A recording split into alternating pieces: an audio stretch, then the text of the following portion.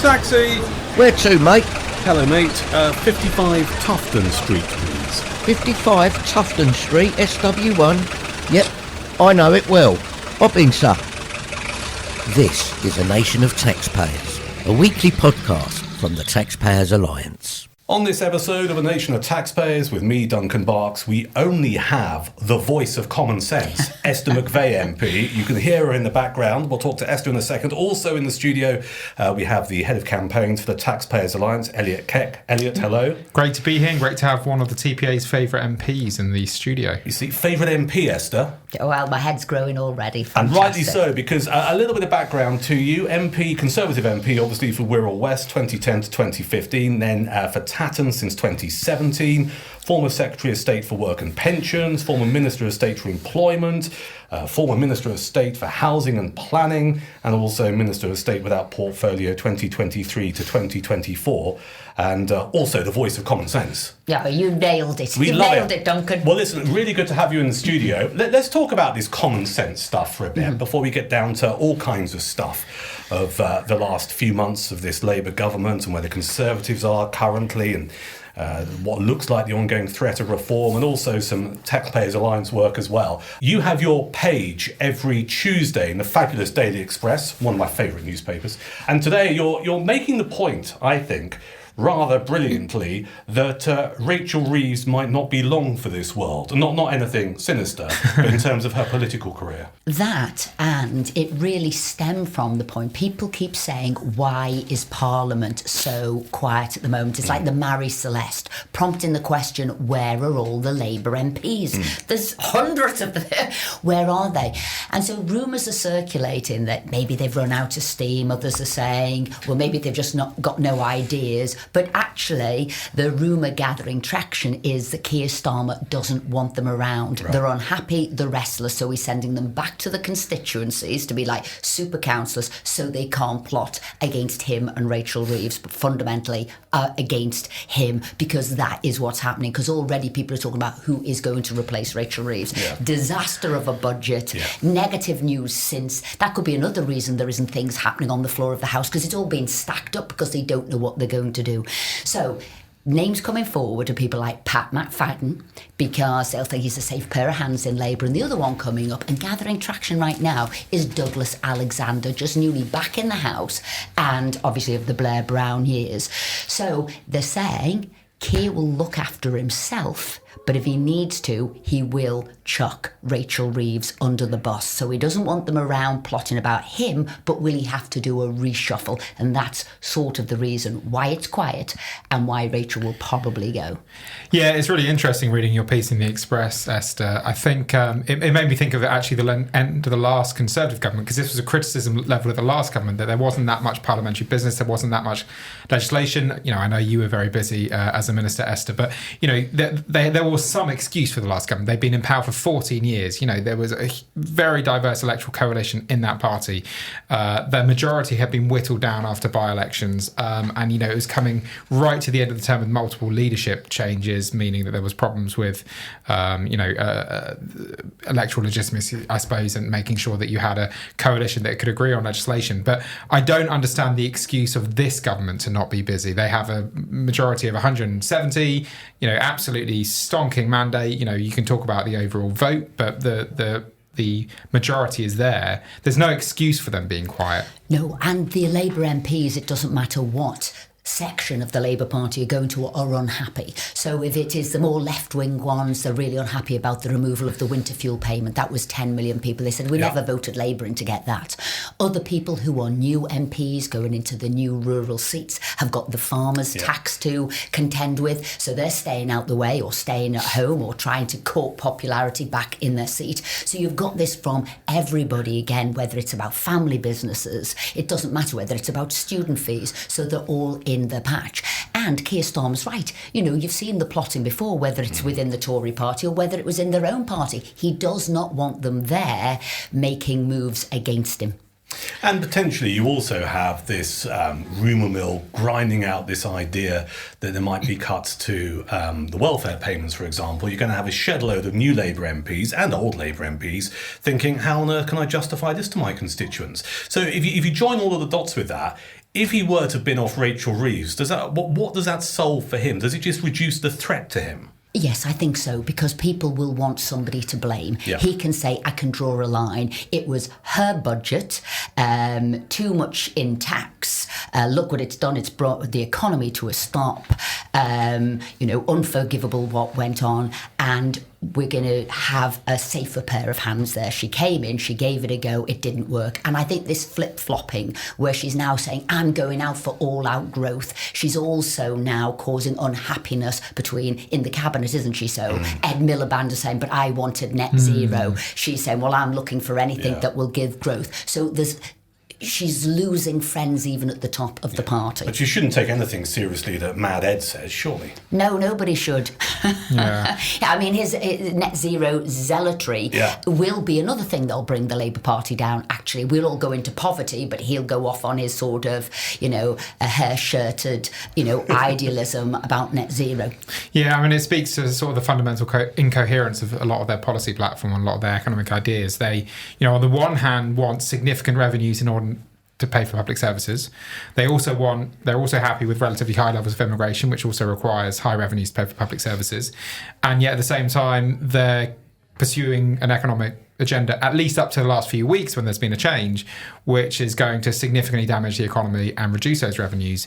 And, I just wonder, Esther, you say that Rachel Reeves will be kind of the fall guy for Keir, for the Prime Minister, but do you really think it's plausible that he hasn't worked hand in glove with her on every single element of this economic strategy? Or do you think there is sort of a material difference between their viewpoints? Oh, no, I think absolutely he has. But you'll have noticed he hasn't got his fingerprints on anything. And as soon as I saw that disastrous winter fuel payment, and it was really Rachel Reeves touting it, she was the first female chancellor, and it was just with her, and she had full ownership. And I thought, very clever. I mean, if I had to think what was probably Starmer's USP, it probably is survival. It's sort of, nobody knows what he stands for, he flip-flops all the time, but he's still there, he's entrenched himself in, and I think this not having your fingerprints on everything is key, and that's why I think she can go and he can draw a line under it and bring somebody else in.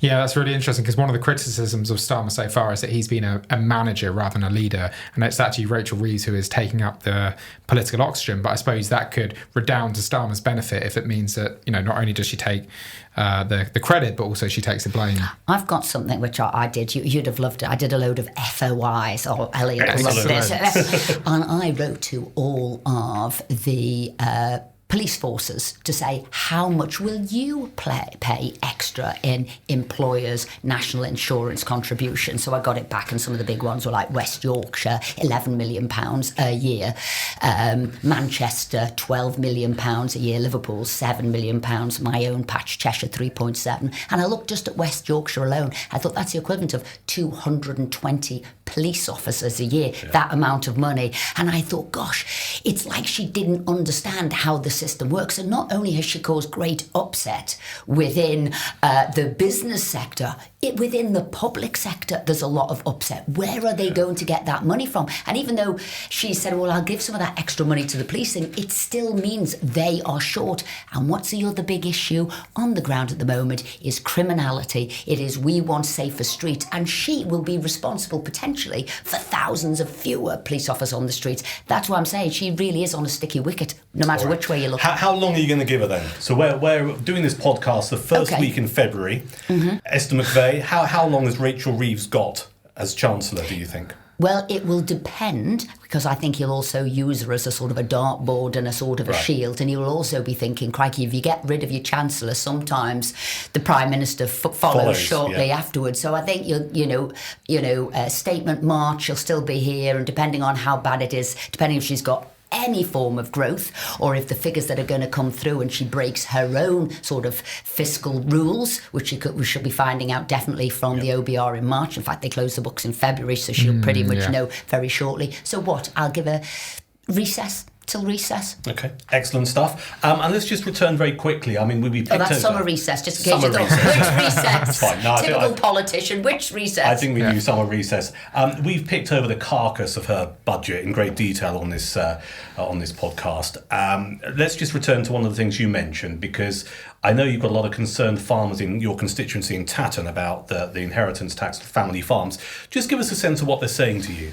They're saying they had all of these promises before the general election. This was going to be, the greenest ever, the most rural-focused ever Labour Party. We were going to protect and support them, etc. And they haven't. They've just delivered a mighty blow to them. So they're saying to me, they do not understand how our businesses work. No. Really, we might be sort of, cash rich in land, but actually our daily or weekly, yearly profits are very small, and this just shows you don't understand us. And then others are now saying, was this all about really stealing our land? Was this all about, the state owning sort of private land? Is this really where we're going so they can build whatever they want on it, whether it's solar farms, whether it's houses or whatever? And that really is where people are going to. Let's talk about the Conservative Party. A drubbing last July, I think that's a fair word to use. You still remain a Conservative MP. Where's your head at the moment regarding the future of the party? Well, I'm a Conservative through and through, and I've always believed in it. But you do have to acknowledge and accept you did get a booting. People were saying, we're not happy with your direction, so it will take a period of reflection. However, I personally don't think we've got time to reflect too much. I mean, you should have known. I knew what was going wrong in the final sort of year. I don't need to reflect much afterwards. I saw what was going wrong there because things are moving so quickly. And usually you would have thought the new Labour Party would have had a honeymoon period, and you could have gathered your thoughts. But they are doing so badly. We need the solutions much quicker than ever before. It's interesting you say that, because we've talked about this, Elliot, in the past on various episodes. The idea that you wait until, let's say, 2027 to start developing and outlining some policy positions. I don't think the Conservative Party have got that luxury of time. I don't either, but you probably couldn't have foreseen how badly and how quickly you need to move. But Kemi is right in saying, look, we've got to get the immigration policies right. We've got to look at what went wrong. You've got to build up the infrastructure from scratch. What's going on CCHQ, how we select our candidates. So she is right to look at that, because there's a lot of rebuilding to do. And remember, there's more than just her in the party. There's other people who can go out fighting the cause. Yeah, and I think there's issues that have come up that Labour have through their often quite bizarre and disastrous policies that they have highlighted that could be useful for the Conservatives. So let's take the family farm tax. The problem with the family farm tax is not just that it goes after farmers. The problem with the family farm tax is it's the extension of inheritance tax, which is in and of itself a dreadful tax for anybody to pay, and the fewer people that pay it, the better. Now, exactly what you do with inheritance tax and how you make up for the lost revenues is, that's the detail that they're going to have to flesh out. But I would like to see the Conservative Party coming out and, for example, supporting the TPA's campaign to scrap inheritance tax and saying, listen, what our exact policy will be to be determined. But what the family farm tax has revealed is that taxing wealth is a dreadful way to tax people. We should be taxing income and consumption. And it's not just farming, it's all businesses, businesses well. or family businesses. So it's a whole host there. No, I believe, inheritance tax, it's time for it to go. It hasn't just got support amongst the Conservative, followers or voters. A lot of Labour voters also think it's a deeply unfair tax, because you're being taxed, and here you are again getting taxed on that. So I think these are the things to allow people to keep more of their money, pass it on to their kids. They've earned it, and they should be able to pass it on. Yeah, I mean, we just had polling out a couple of weeks ago that actually asked Labour voters, as well as many other people, what they thought of inheritance tax. And Labour voters said it was the most unfair tax out of a list of 9. And they also said by a plurality that they'd prefer to see it cut or abolished rather than raised or kept the same. Now, I don't change my views because I saw the polling of what Labour people thought. I just know that everybody's also always thought it was a deeply unfair tax. That's and right. Then sometimes to justify your stand, you say, no, but it's not just me. So you do go out and say, look, other people agree with me. Yeah. But people have always said that. We've already paid tax on our earnings. Exactly. Well, I think if you're a proper Conservative, then rightly you would be against inheritance tax, because you are being taxed twice. And also, it is about, a self-sufficiency. It is about looking after yourself and then looking after others, not reliant on the state if you don't need to. So if I can earn some money and then give my children a better chance, a better start, help them get going, well, then I'm not turning to the state because I have created that. So it should actually be looked on in a favourable way, not, oh, you've made a few bob and the politics of envy, we're going to take a percentage of that off you. Another great example is VAT on private schools. Again, we should be celebrating that people are, not putting their kids through the state school system, not putting that extra pressure on state schools, and are instead taking their children and putting them in private schools. But equally, we believe in choice. And some of the people I know who've sent their kids to private schools, it's been for a whole host of reasons. Yeah. It could be they want a smaller class size, they might think the kid's very quiet, or they might excel in music. Or when I was growing up in Liverpool, it was all very experimental, the education and the teachings there, and my parents, who didn't have much money at all, said, I will forgo X, Y and Z to put my daughter at this school. And for my dad, it was all about discipline. It's aspirational, isn't it? It shouldn't be a tax on aspiration. Yeah, but it's a choice. And those people who are then paying to send their kid to private school, they're being charged twice. They're already paid for other people to go to state school. So, if private schools do close down, again, Labour hasn't done the sums, hasn't done the maths. No. They could end up with billions of pounds of fee as they have to pay for more people at state school. And it's the scholarships that will go first. And you combine that with the fact that, grammar schools are essentially banned across England now. And, if you're a working class family with an absolutely brilliant child, your access to the high quality education that you should be aspiring to is now, going. It's also sent out a really negative message. So I went to visit some of my private schools, some of them who do give lots of scholarships, and they said we've had a drop in people going for scholarships because they're either frightened, they might not have it in a few years, they'd have to leave school, or, the school might close. So they said it's had a very negative impact on all of this, and this will make you laugh. They also told me HMRC hadn't given them their VAT number. There was a backlog, so they hadn't even done the basics. Surprise. Exactly. Yeah. And I asked a question on the floor of the House, and they didn't even know that they hadn't got the VAT numbers out to schools. Yeah, there were campaigners, weren't they, that were pushing for the start date for this to be delayed by 6 months, a year, and it just showed, I think, the ideological drive behind this policy that Labour weren't willing to delay this even by a year, just so that you could at least sort out some of these administrative issues. Exactly, just the plain practical things that you need in place. So if you are going to have to invoice people and put VAT on it, you need a VAT number, etc. No, it was a shambles. Yeah. Let's talk about reform. There's a poll that came out this week that's got quite a few people animated. And to be fair, there have been recent polls that have put reform in the top 3 of political parties, or indeed the top 2. This is a YouGov poll that was commissioned by Sky News. It has Nigel Farage's Reform UK Party on 25%, up 2. Labour on 24%, down 3. The Conservatives on 21%, down 1 in third place. Does reform keep you awake at night? No, but what I will say, they're definitely riding a crest of a wave, without doubt, whether it's the media focus and attention they've got, whether it's Nigel Farage, and he is a great showman out there in the papers. He's also got the Trump connection, so he's had sort of the limelight and the connection there. So without doubt, and I think people were upset with the Conservative Party. People have now looked at the Labour Party and are deeply upset with them. So I'm being honest, they'll say, well, give these other guys a go, but they haven't got a track record. And I think that's where it is. It's coming from a general upset, and then Reform have just got nowhere to point to say this, that or the other. So do you still class it as a protest vote? Or a vote of desperation because people are looking at the Conservatives going, last few years of your government weren't so great. They're looking at the disaster that is Labour, and they're going, might as well give these guys a shot. Well, it's definitely frustration. It's definitely disappointment with the 2 main parties, one that's just come out and one that's come in. And what I've always seen in life, sometimes people don't know what somebody's going to offer them, and they haven't got any experience, but they think, we'd sooner go to somebody we don't know at all, but maybe they're saying the right things. If these poll numbers continue and there is a substantial lead or a gap between the Conservatives and Reform, is there an argument for a pact at some point ahead of the general election? As in electoral pact, not joining forces, as in electoral pact. Well, let's do both of those, yes. An electoral pact. Is that something you can support?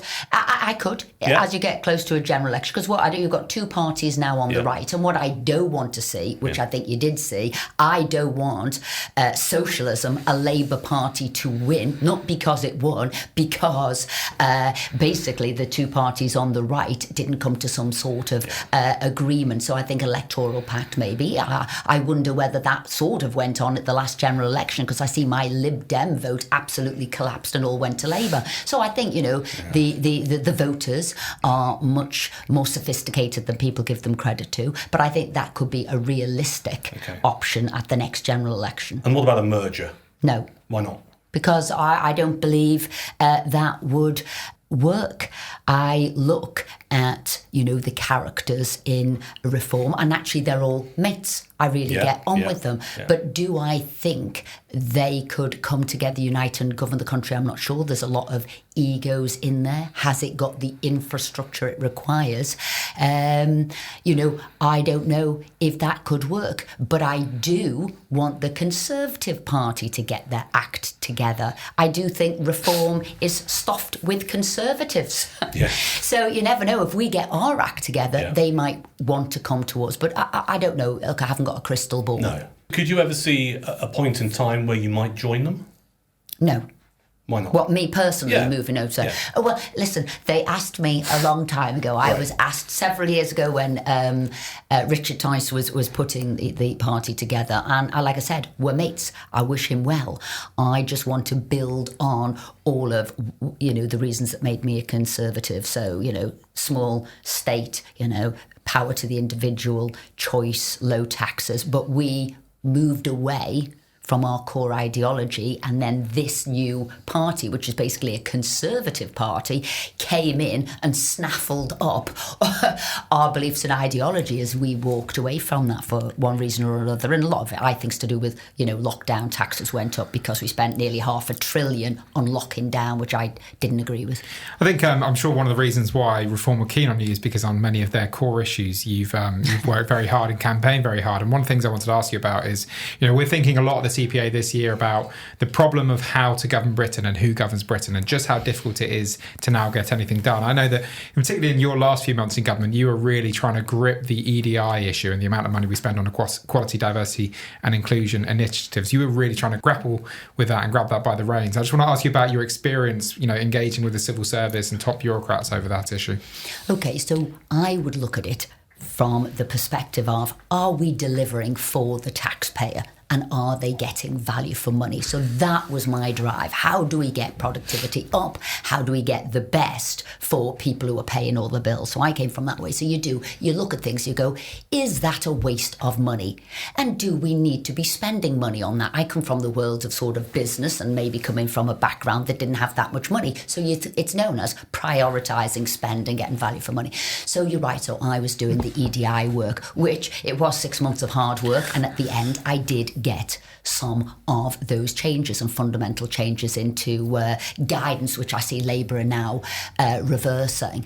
But it was a lot more difficult than people thought, and maybe that I thought. There wasn't just one person who was in charge of EDI, which you could say, well, we don't need that post anymore. Let's bring it into human resources and there could be a redundancy. Yeah. Wasn't it? Oh, no. EDI had infiltrated all the organisations. So you'd have some people just doing it an hour or two a week. You had some people who were known as champions of EDI. You had others who were putting on networks of EDI. So it was the time there. It was rooting out. All in work time. All in work time. Yeah. But it was rooting out who these people were. Yeah. So that's one thing. And then the other thing was all of the other members of staff who were now viewing these networks and these away days and these afternoons off as a jolly and enjoying it and wanting to do it as well. This was the problem. So it was unravelling that, which, to be fair, Jeremy Hunt, myself and John Glenn had done a good job of that and had moved it into, as I said, into the guidance to stop it. And obviously I started in the Cabinet Office, so I was working with all the permanent secretaries to try and get this change because I had to do a lot from consensus, which I did get, and that is about winning the battle of ideas, depoliticising the civil service. Well, they know they shouldn't be political, but they'd gone political. They knew they weren't performing well for the public. They saw productivity levels down, sickness levels up, and unhappiness within their organisation up. And that was actually because they were forcing political ideology on other people who didn't want it. Do you think that, let's assume that the Conservatives do get back into power at the next election? Fairly big assumption at the moment, but let's proceed with it. Do you think that this period in opposition, one of the key challenges for the party is not just working out what it wants to do? You know that you may want to cut taxes, you may want to get rid of VDI initiatives, but working out the mechanisms, the structures and the levers to ensure that you don't get in and spend 3 or 4 years on consultations and, the sort of thing we're seeing from Labour at the moment, actually, endless consultations and all the rest of it. Mm-hmm. I think there has to be more of a boldness as well of a new government coming in. If you've said this is what we want to do, then you need to go forth and do it. Now, on this instance, I will say we'll take a look at what Trump's done. Even people who don't like Trump, even if they don't believe in his view on things, they saw that actually he said, this is what I'm going to do and this is how I'm going to deliver it. He's taking action. He's taking action. Too many MPs, and I get it, because I've been there, I've had the attacks on social media, I've had the attacks from the left-leaning sort of media, and then you buckle. All of a sudden you water down what you promised you're going to do. Well, you can't do that now. You need to say we're going to act as a team. Can't pip us off one by one. We're going to act as a team and we're going to deliver on what we've said. Why? Because the public voted us in for that. You can't start backsliding when you're in office. And I'll give an example, actually, when Ian Duncan Smith and the 2010 Conservative government came in under David Cameron, the biggest transformative changes they did were the benefit system. And as a team, we worked hard and we delivered on that. So people will look back and say, actually, that period, 10 to 15, those were transformative changes. We said what we were going to do with the benefit system and we did it. Well, we need to do that now on other things. A couple of bits of what I call housekeeping here in the world of the Taxpayers Alliance. And Esther, I welcome your thoughts on the two issues we're briefly going to talk about as we head towards the end of this particular episode. Council tax. Elliot, your team have been out leafleting in Windsor and Maidenhead, fighting the council tax increase. There's been some developments inside the last couple of days. Do you just want to update people? Yeah, so in the last couple of months, Windsor and Maidenhead have said that they were going to put in a proposal for a 25% council tax increase. That would have had to have been approved by Angela Rayner. So over the last couple of weeks, we've been delivering, I think it's 7,000 leaflets to doors in Windsor and Maidenhead, allowing them to write to their councillors to protest this. And yesterday, it's just been confirmed that Angela Rayner is allowing them to increase council tax by 9% without a referendum. But that is, as difficult as that will be for some households. It's still about £150 average increase. That's a lot less than the 25% increase that they were talking about. So it is definitely somewhat of a win for residents and, of course, for the TPA grassroots team. I mean, Elliot, this is another thing I was fighting against. This working from home, this 4-day week for 5 days pay. If you're surprised... Our next campaign. Yeah, if you're surprised, productivity is down. If you're surprised, council tax bills have to go up. It's because you're only getting 2 days' work out of 5 days, but paying for the 5 days. This is, for me, another waste of money. And until the chief executives and the council leaders get a grip and get people into work, the work just isn't being done. The backlog is building up. The costs are going higher. They're taking the mick. I was on the train earlier and in a conversation with someone, and they said to me, completely unprompted, because I was reading the newspaper and grunting, as I often do. And she said to me, it's like we're back in the 1970s. And the more you think about that, there are parallels, aren't there? We're not getting the services that we should get. We're paying industrial more. We're getting action. less. Exactly that. Yeah. Welcome to 1976, everyone. One of the other things we've been running here at the TPA is we launched it last week, didn't we? BBC Watch. Oh yeah. So do you want to just outline what it is, and I'll go through some of the tremendous correspondence we've had from listeners and supporters of the TPA. Well, Duncan, as a former BBC insider, you have as good of an understanding of the way the organisation works as. Did you ever used to to work for the BBC. I Esther? certainly did. There we go. Excellent, right. Okay. Two of us, two moles. Yeah, 2 moles. Yeah, you're writing a brilliant monthly column being sent out to subscribers. And yeah, you sent out the last one I thought was very illuminating. Yeah, so we had some responses, and I'm very bad at mentioning this. On this particular podcast that we do every week, if you pick up on anything you think, I've got a view on that, you want to share it with us, do send an email. It's podcast@taxpayersalliance.com. I'll repeat it, podcast@taxpayersalliance.com. Anything on this episode that Elliot has said, or I said, or Esther said, you want to add comment, please get in contact. But off the back of BBC Watch last week, Sally Alex, hello, thank you for your email. I won't do all of it, but I'll just give it a little sense of what Sally's saying. I'm glad that the TPA will be shining a bright light on the BBC and its presentation of news and events. I can understand your point about tribal bias, which is abundantly obvious in the coverage of Middle East stories, etc., etc. Thank you for that, Sally. We're making the point. I made the point, Esther, and I don't know if you found this at the BBC. I've never sat in a news meeting where people sit around going, how can we stick it to the Tories? I've never witnessed that. What I have seen is there's a certain kind of person that's employed by the BBC. It's almost this metropolitan bias that exists, and consequently, because they have certain views on certain things, that naturally bleeds into their coverage. Another word for that is blinkered. Yeah. Blinkered is a good word. Tony Mansbridge. Hello, Tony. The licence fee, as it is, has long been outdated, in my opinion. Our local BBC radio station announced a few years ago that it would no longer play music from the 1950s, 60s or 70s, as it wanted to target a younger audience. If the BBC wants to receive a fee from everyone, then it must surely offer a service to everyone and leave the target audiences to the commercial stations. Hear, hear. This is in reference, of course, to discussions that the government may require people that use Netflix to pay the licence fee, which is just a completely bonkers idea. And a final one here. It totally is. What does that say to me? That's saying that a channel that is doing really well found its own audience. What we're going to do is tax it to support a station that can't find its audience, is not doing very well. No, that's not right at all. It's absurd. And finally, Mark Potter on that very issue. I do not pay TV licence.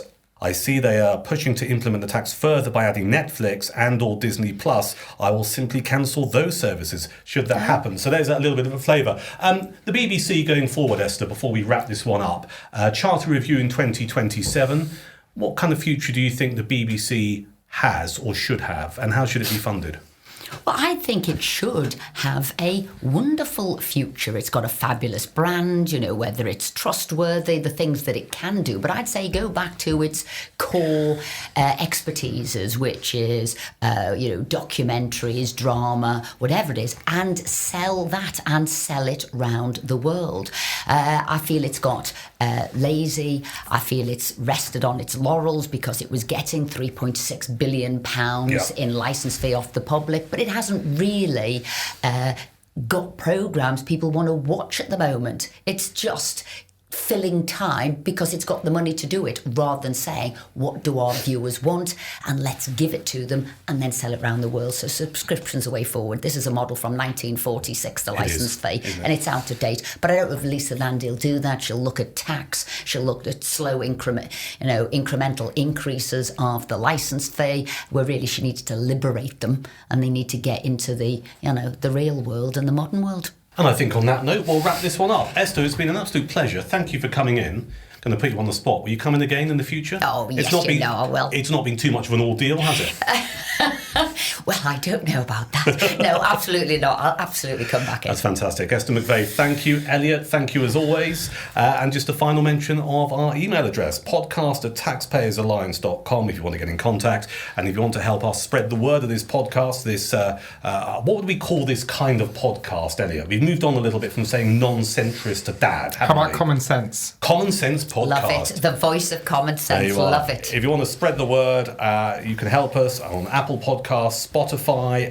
Follow us, like us, share us, and indeed do the same on YouTube. Until next time, thank you for listening.